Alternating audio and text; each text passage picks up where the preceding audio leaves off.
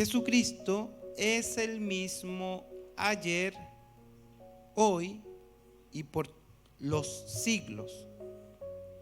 No os dejéis llevar de doctrinas diversas y extrañas, porque buena cosa es afirmar el corazón con la gracia, no con viandas que nunca aprovecharon a los que se han ocupado de ellas. Tenemos un altar, del cual no tienen derecho de comer los que sirven al tabernáculo, porque los cuerpos de aquellos animales cuya sangre a causa del pecado es introducida en el santuario por el sumo sacerdote, son quemados fuera del campamento. Por lo cual también Jesús, para santificar al pueblo mediante su propia sangre, padeció fuera de la puerta. Salgamos pues a él fuera del campamento, llevando su vituperio, porque no tenemos aquí ciudad permanente, sino que buscamos la porvenir. Así que ofrezcamos siempre a Dios, por medio de él, sacrificio de alabanza, es decir, fruto de labios que confiesen su nombre. Amén. Se ha puesto muy de moda, podríamos decir, el término híbrido por estos días.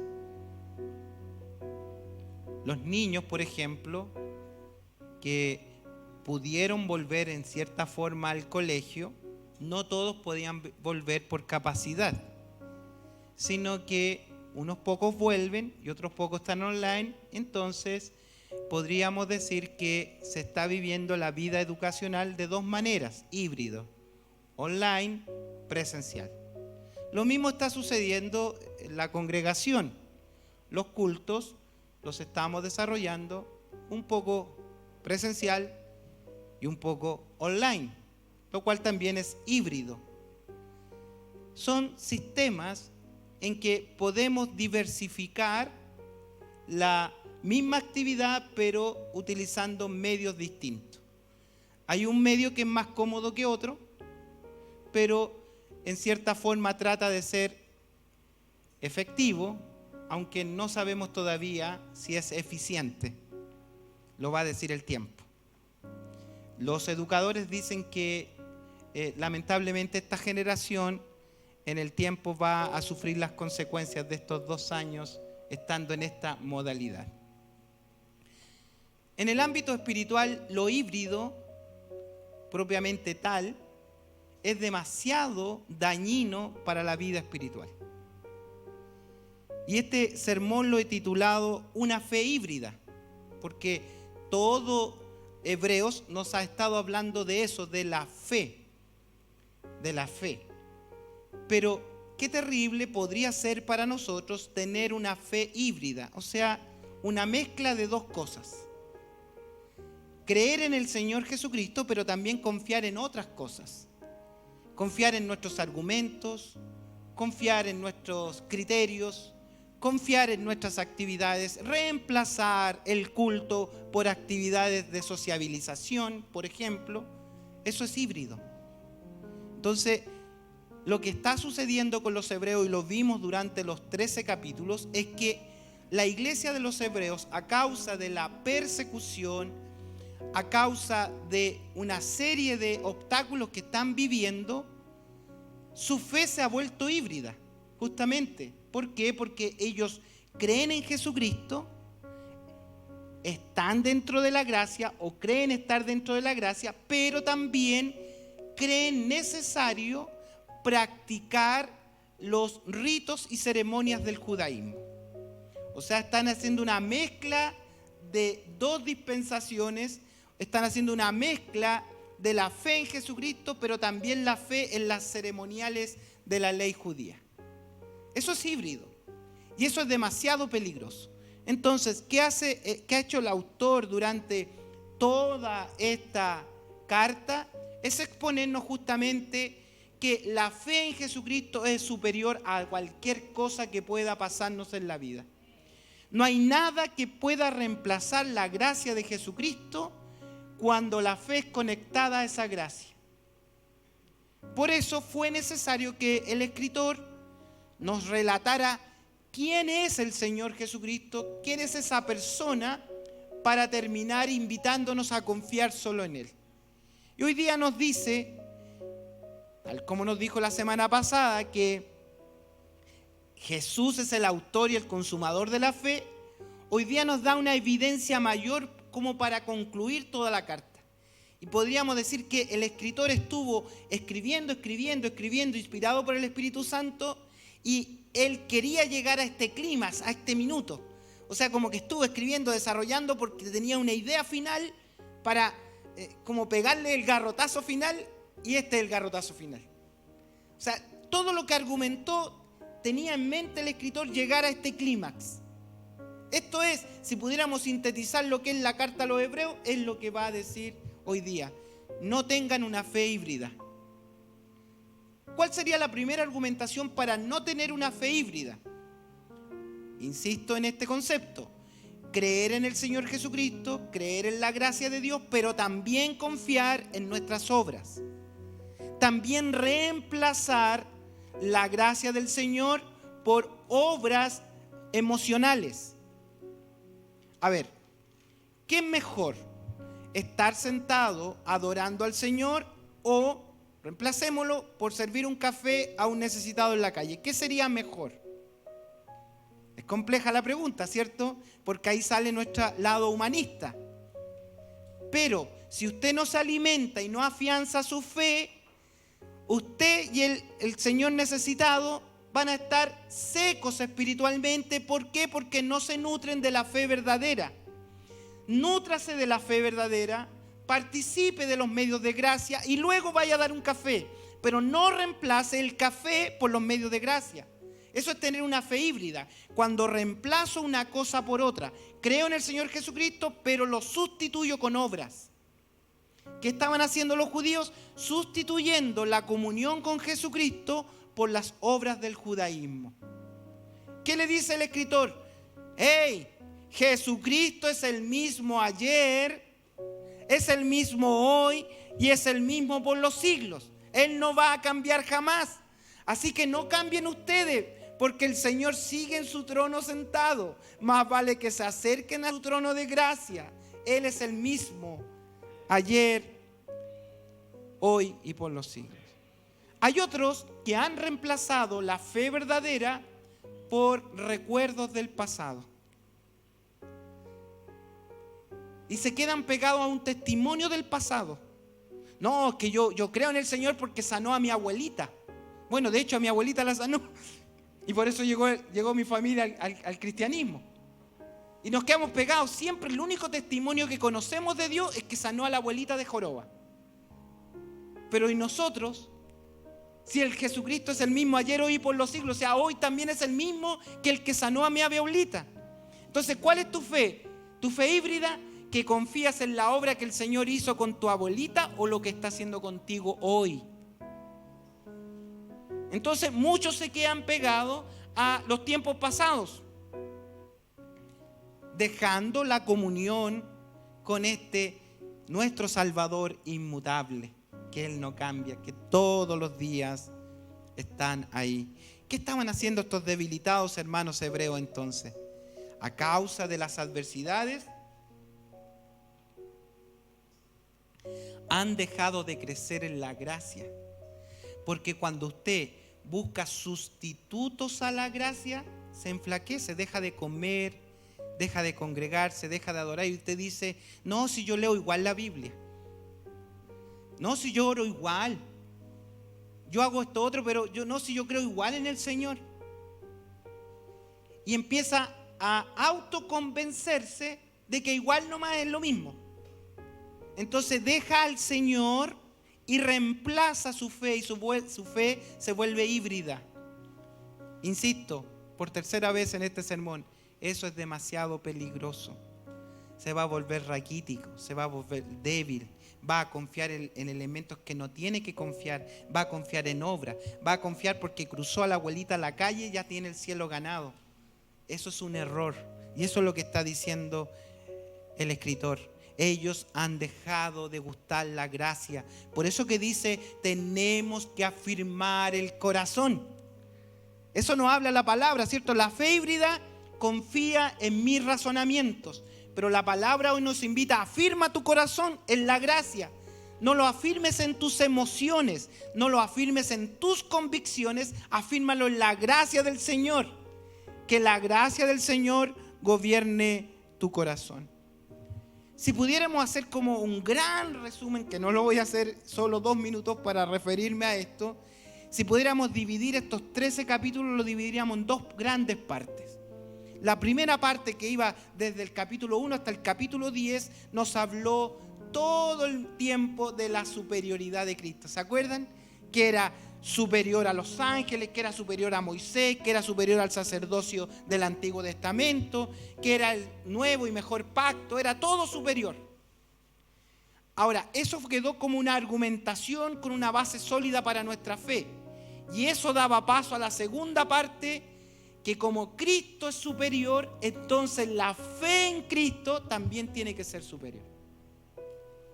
Y ahí es lo que él aborda desde el 10 hasta el 13. Cómo la fe que depositamos en Dios, no una fe híbrida, sino una fe verdadera, es superior a cualquier cosa. Es superior al sanguchito, es superior a la abuelita cruzada a la calle, es superior a eso. No estoy diciendo no hacerlo, estoy diciendo hágalo con gracia. No lo haga con emociones, porque las emociones pasan. Hoy día le va a querer dar un sanguchito a uno y no le dio la respuesta que usted quiere y va a ir a darle sanguchito a otro. Y se va a llevar la vida dando sanguchitos, pero un raquítico espiritualmente que le hacen así y se muere. No está capacitado para enfrentar crisis, no está capacitado para crecer, para dar fruto espiritual. Entonces reemplaza la obra carnal del pensamiento, las emociones, los deseos, el gusto, porque es rico darle algo a alguien, si es verdad. Es rico abrazar, atender, es muy bueno, pero no reemplace su alimento. Tiene que alimentarse, tiene que crecer en la gracia, tiene que permanecer en los medios de gracia y entonces haga lo secundario. No podemos reemplazar una cosa por otra. Otra cosa tiene que ser una consecuencia de la primera. Entonces, esto es lo que pasaba con ellos. Los judíos se estaban volviendo entonces a las prácticas del judaísmo. Querían ver un ceremonial, querían sacrificar animales, querían participar de los ritos y ceremonias judías, y en su corazón tenían a Cristo, pero también decían, es necesario esto otro. Ahora, eso podría ser una linda historia para nosotros, pero lo que el escritor está tratando de ponernos es que a veces nosotros reemplazamos la fe verdadera en Cristo por obras de religión. Ya, a lo mejor usted dice, me voy a ir al otro lado de la vereda, otra fe híbrida. David dice, no, yo no ocupo tiempo en andar dando sanguchitos a nadie, no, yo voy a ir a la iglesia.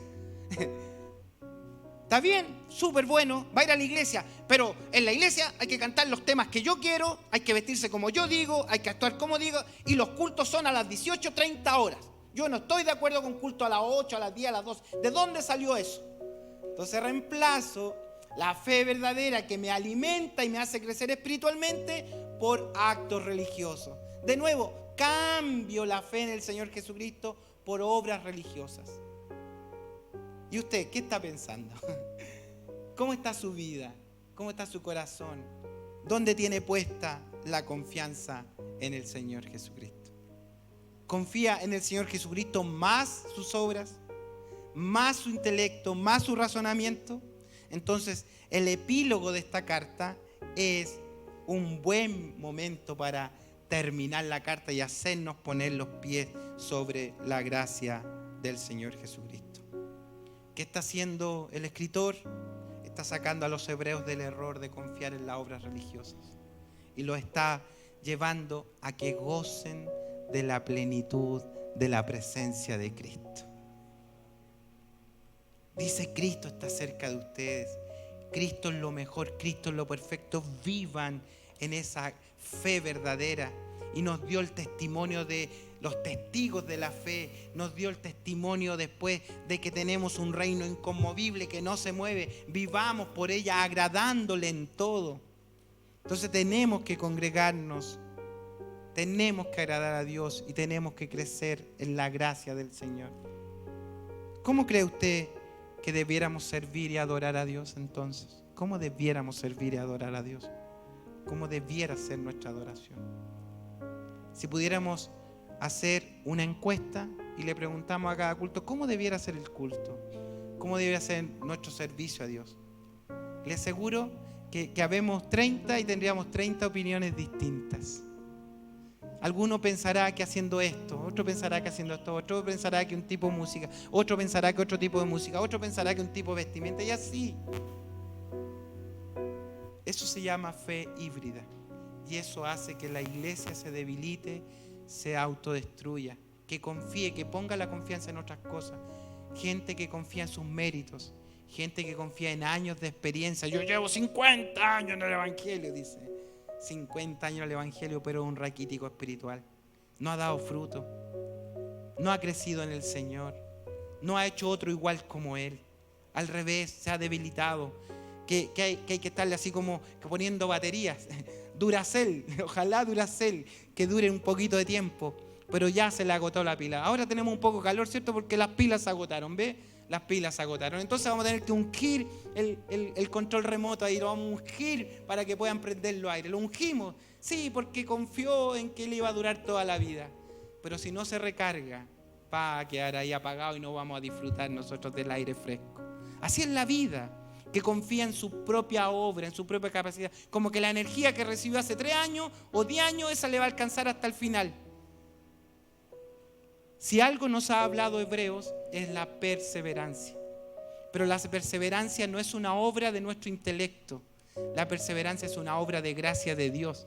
Dios es el que nos hace perseverar. ¿Pero cuándo? Cuando nuestra fe está conectada a esa gracia. Si dejamos de perseverar en la gracia, entonces, ¿qué va a suceder con nosotros? Entonces, permítanme dividir mi exposición esta mañana, en los minutos que tengo, en un análisis exegético a estos textos del 8 al 15. Es necesario porque aquí está lo medular y lo voy a dividir en 2 partes. Primero, vamos a ver que la manifestación que hace daño cuando la fe es híbrida. ¿Qué daños provoca la fe híbrida? Y en segundo, vamos a hacer una exhortación contra esa fe híbrida y caminar hacia la fe verdadera que nos va a nutrir y nos va a hacer crecer en el Señor. Versículo 9. Aquí el escritor, como digo, está palpitando su corazón porque va a llegar el clima, ya quiere escribir. Todos los 12 capítulos que escribió es para llegar a decirle esto. Si hubiera escrito esto sin argumentar todo lo anterior, hubiera perdido peso esto, pero esto es el broche final. Les dice: no os dejéis llevar de doctrinas diversas y extrañas. No se dejen llevar de pensamientos extraños. Doctrina es una forma de conducta, es como construyo una verdad. Y sobre todo en este siglo XXI estamos hablando del posmodernismo. La verdad es relativa según los pensadores. La verdad se construye, la verdad no es absoluta. Entonces, como usted tiene su verdad y yo tengo mi verdad, entonces nos tenemos que poner de acuerdo y definimos qué es la verdad. Pero en el Evangelio no existe eso. En el Evangelio Jesús es la verdad. Él dijo: yo soy el camino, soy la verdad y soy la vida. Es absoluto, es una verdad que no cambia. Por eso la palabra del Señor dice: compra la verdad, no la venda. Dice la palabra del Señor también que la iglesia del Señor es columna y baluarte de la verdad. No podemos transar, no podemos seguir el Evangelio con criterios humanos, con nuestros pensamientos. Porque cuando lo seguimos por los pensamientos vamos a padecer, no sé, como ovejitas. Las ovejitas siguen traseros de otras ovejitas. Entonces nos falta la ovejita que se va para allá y todas las ovejitas corren para allá. Y la otra ovejita se va para allá y todas corren para allá. Y todas corren para allá. Entonces a esta ovejita se le ocurrió esto y todas las ovejitas van para allá. Y a esta ovejita se le ocurre otra cuestión y ahí van todas las ovejitas para allá. Y dejamos de congregarnos. Y dejamos de inquirir en la palabra del Señor. Y dejamos crecer en la gracia. Dejamos de orar. Dejamos la comunión. Dejamos el canto. Dejamos la adoración. Es peligroso cuando nuestra fe se vuelve híbrida. Es demasiado peligroso. Por eso dice, no os dejéis llevar por doctrinas diversas y extrañas. No se dejen llevar por pensamientos. Pueden ser muy buenos pensamientos. Si ellos estaban volviendo a la mejor religión que habían tenido, había venido de Dios, era la ley, era Moisés. O sea, tenían lo mejor de lo mejor, pero el escritor dice, hemos encontrado, o Cristo nos encontró a nosotros. Y Él es lo superior, Él es superior a todo. Si te encontraste con Él, lo encontraste todo.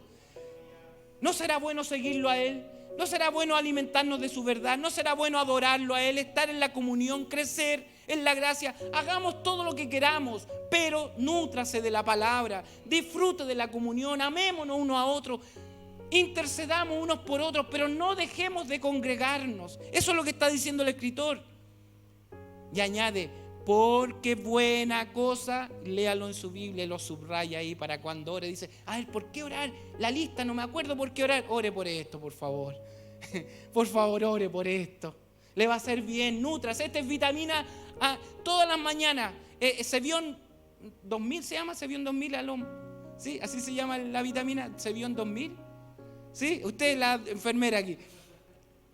Vitamina que tiene un multivitamínico. Este es un multivitamínico, amado. Esto es lo que necesitamos, no nuestros pensamientos. Porque un día tenemos ganas de hacer cosas y otro día no tenemos ganas de hacer. Hoy día queremos pintar, mañana queremos borrar. Hoy día queremos hacer esto y mañana no queremos hacer nada. Hoy día queremos ayudar a todo el mundo y mañana no tenemos ganas de nada. Así no funciona. Se va a cansar, se va a desanimar, se va a frustrar. Porque los que lo siguen hoy, mañana no lo seguirán. Porque necesitamos alimentarnos. Y si yo veo que me estoy enflaqueciendo en la actividad, voy a buscar pan, necesito pan. Porque, ¿lo leemos juntos? Porque buena cosa es afirmar el corazón. ¿Con qué? Con la gracia. Afirme su corazón con la gracia. Eso significa afirmar. ¿Por qué dice afirmar? Que es como subjetivo esto, afirmar el corazón. ¿Cómo? Es que el corazón es engañoso más que todas las cosas. Mi corazón me va a pasar una mala cuenta, mis emociones me van a pasar una mala cuenta. Entonces cuando la gente va tras las congregaciones o va tras actividades por las emociones, entonces tiene su corazón pegado a las emociones. Entonces se mueve el corazón, porque las emociones se mueven, ¿por cierto? Se mueven de aquí para allá. Si cantamos el corito que a usted le gusta, no sé cuál corito le gusta a usted, hermana, no sé cuál le gusta. Si le cantamos ese corito, ese el que me gusta, cantaba con mi mamá y nos ponemos todos a llorar. ¡Oh, qué lindo el culto! Porque lloramos. Pero a usted le hace llorar el coro, pero al hermano no le gusta ese coro. Entonces, al otro culto le tocamos a usted el tema que a usted le gusta y la hermana se va a ir enojada porque a usted le tocaron el que le gusta. Entonces usted se va contento. Entonces dice el escritor, no tengan una fe híbrida, afirmen el corazón. Y no lo afirmen con sus pensamientos, afírmenlos con la gracia. Porque eso es bueno. Buena cosa es afirmar el corazón. Y aquí va a ser una explicación que realmente necesitamos 3 horas. Porque un análisis exegético, porque él va a tomar ritos ceremoniales que estaban haciendo los hebreos y nos va a explicar un ceremonial que yo en los minutos que me quedan voy a intentar resumirlo de la mejor manera. Pero noten cómo el versículo 8 se conecta con el 9 para darnos esta gran verdad. En el versículo 8 nos habló de la inmutabilidad de Jesucristo. Jesucristo es el mismo ayer, hoy y por los siglos. O sea, Él no va a cambiar. ¿Quién es el que cambia? Yo. El que dejó de sentir, yo. ¿Y por qué dejó de sentir? Si Jesucristo no cambia, ¿por qué dejó de sentir usted? Es porque tal vez la fe se volvió híbrida. Entonces, ¿qué dice el verso 9? Que también tiene que ser inmutable la doctrina de Jesucristo en nosotros. Así como Él es inmutable, la doctrina de Cristo tiene que ser inmutable en mi corazón. No me tengo que dejar llevar por pensamiento extraño.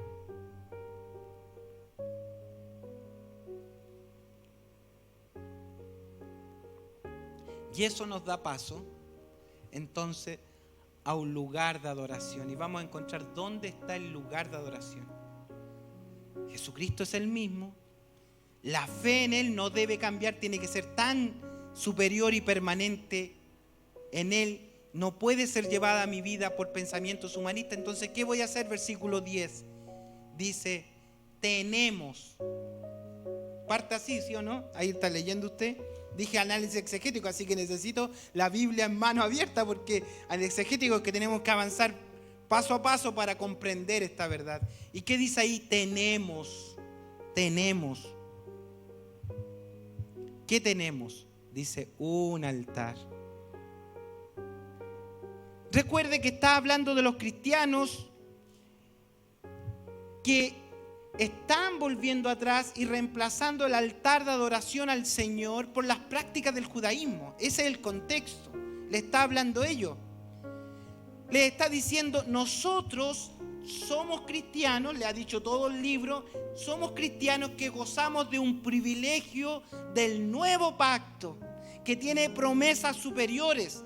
Entonces, no podemos cambiar las promesas superiores por ritos inferiores. Eso le está diciendo. Nosotros tenemos un altar, tenemos algo distinto, tenemos algo superior. Los está invitando entonces a que se nutran de la cruz de Cristo. Hay que nutrirse de la cruz, vivir por la vida de Cristo a través de su Espíritu Santo, que en nuestra vida disfrute la vida de Dios a través del Espíritu. ¿Y cómo conseguimos eso? ¿Cómo podemos vivir en el Espíritu? No espirituados, vivir en el Espíritu, que es distinto. ¿Cómo podemos vivir en el Espíritu?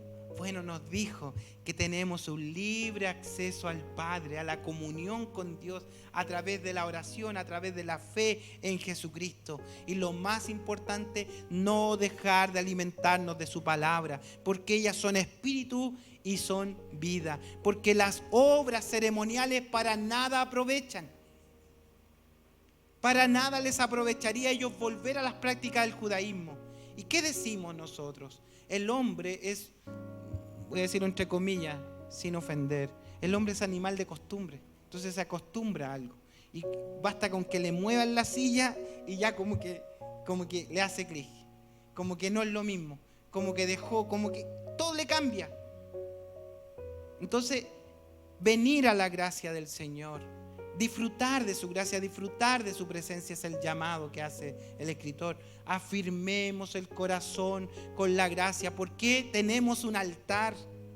Pero no se refiere a este altar que le llamamos en la iglesia, el altar que nosotros le llamamos podium, porque el altar está acá en nuestro corazón. No hay un lugar físico, no. De hecho, prohibían las gradas en el Antiguo Testamento. Las gradas hasta está prohibido. Pero ¿cuál es el altar del Señor al cual nos invita? Eso nos va a explicar el escritor. Dice, versículo 11, ahí nos va a explicar qué altar es el que nos está invitando. Porque los cuerpos de aquellos animales cuya sangre a causa del pecado es introducida en el santuario por el sumo sacerdocio, son quemados fuera del campamento. Y aquí tengo que explicarle.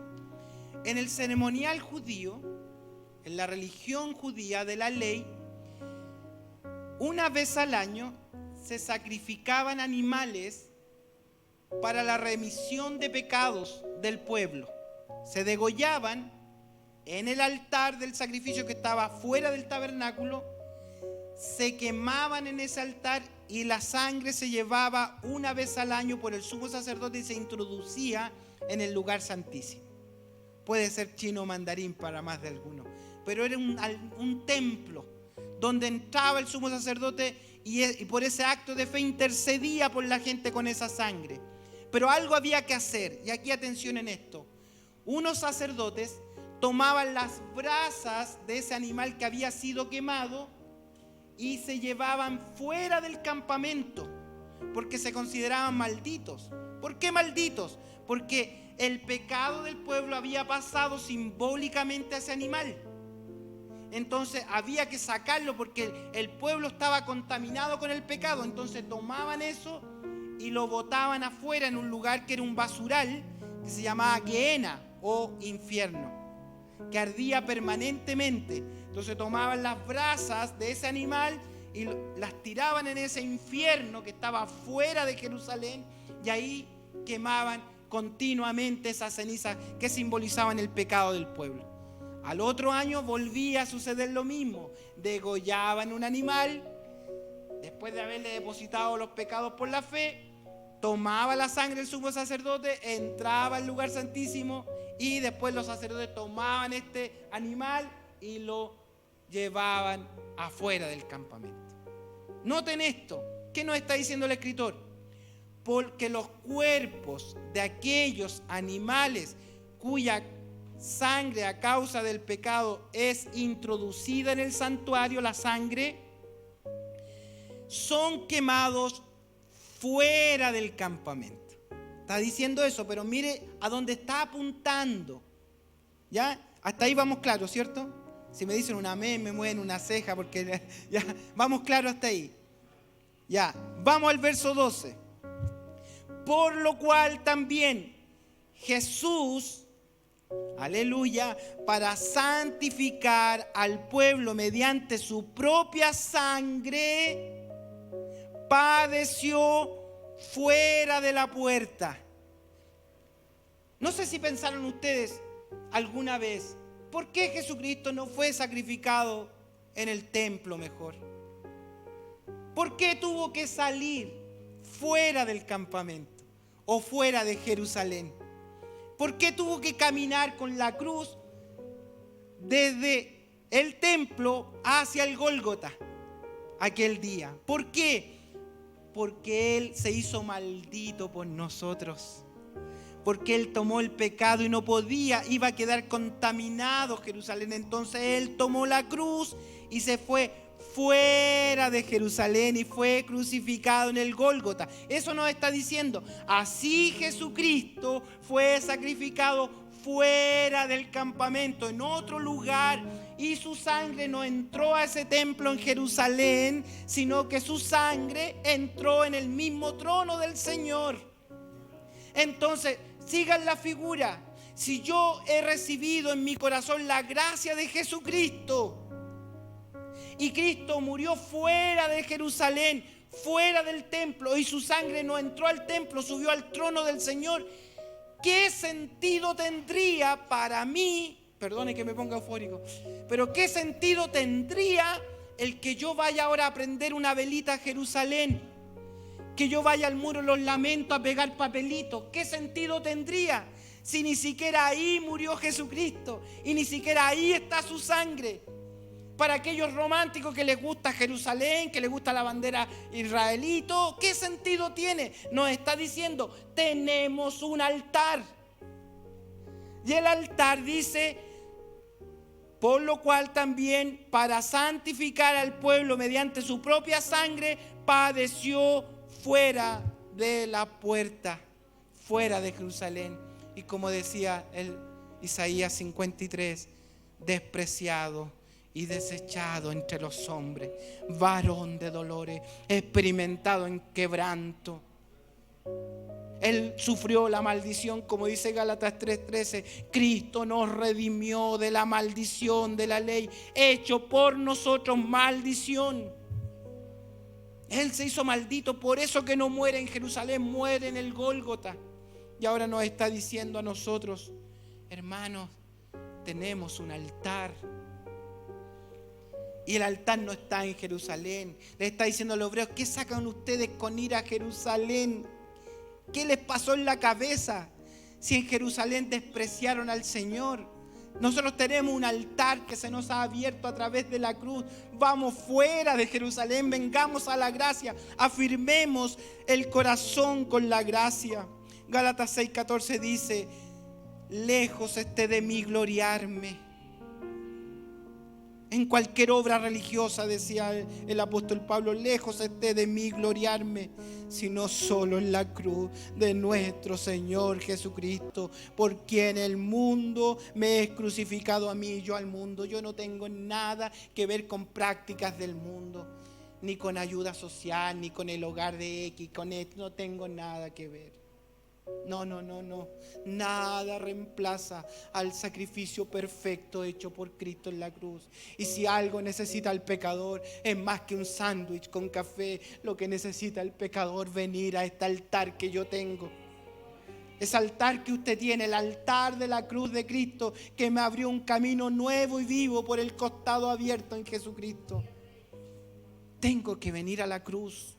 No puedo reemplazar, esa es la fe absoluta. No hay otra verdad, no hay una fe híbrida haciendo esto y esto. No hay una fe híbrida. No puede haber una fe híbrida porque nos vamos a debilitar. Por eso es bueno afirmar el corazón con la gracia y venir al altar del Señor. Entonces, la gran exhortación contra la fe híbrida sería así. Perdonen, les voy a parafrasear, o sea, voy a traer el texto y decirlo en una palabra más sencilla para que lo entendamos. Parafraseando, miren, ¿qué dice el 9, 10, 11 y 12? Entonces, tal vez lo vamos a comprender mejor ahora. Dice, tengan cuidado con los que quieren arrastrarle otra vez a la participación de aquellos sacrificios y comidas sacramentales que de ninguna manera los van a poder santificar. Porque nosotros hemos sido hechos cercanos al auténtico sacrificio. El único que verdaderamente nos puede salvar, el sacrificio del Señor Jesucristo. Si ustedes se vuelven al sistema del tabernáculo, se excluyen y excluyen al Señor del derecho de participar del verdadero sacrificio de la cruz. Recordemos que el sacrificio de Jesucristo fue realizado fuera de las murallas de Jerusalén. Y por lo tanto, para beneficiarnos de Él, nosotros también tenemos que salir fuera de cualquier ciudad mundana y quedarnos dentro de su gracia. No participemos de comidas, de sacrificios, de obras religiosas. Salgamos de cualquier obra carnal. El Cristo que hemos recibido, vamos a encontrar plena certidumbre de fe.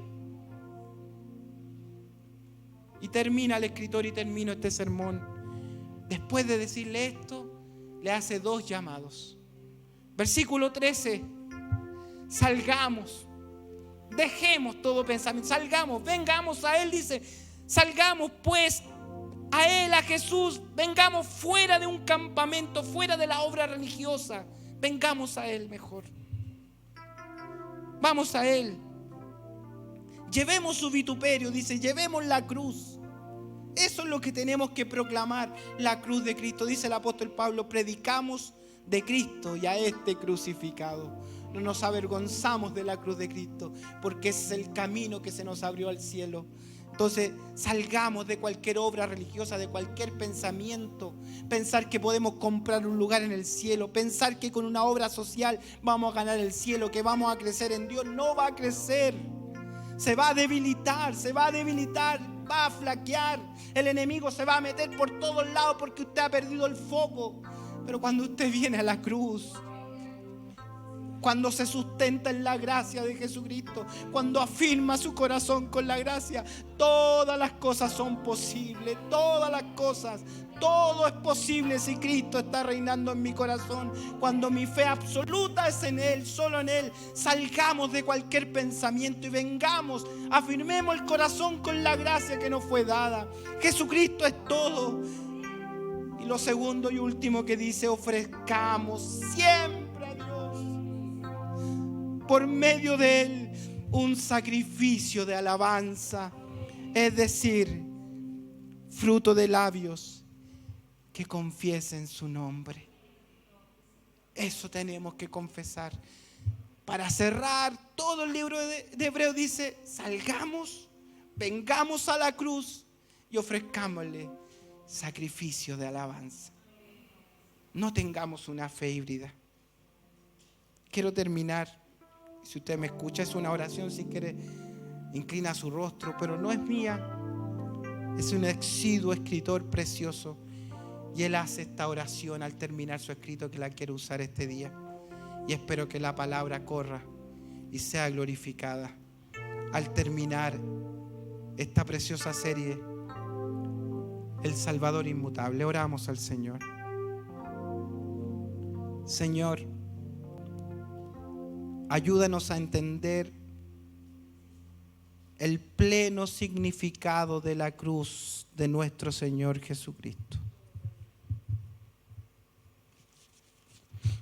Si estamos aún confiando, Señor, en nuestros méritos, en nuestros argumentos, en nuestras obras, en lo que somos, en lo que hacemos, danos la comprensión necesaria para salir de este estado y aferrarnos solo a tu cruz como único medio que nos puede reconciliar con Dios, y a través de esta cruz encontrar santificación, encontrar acceso a tu presencia.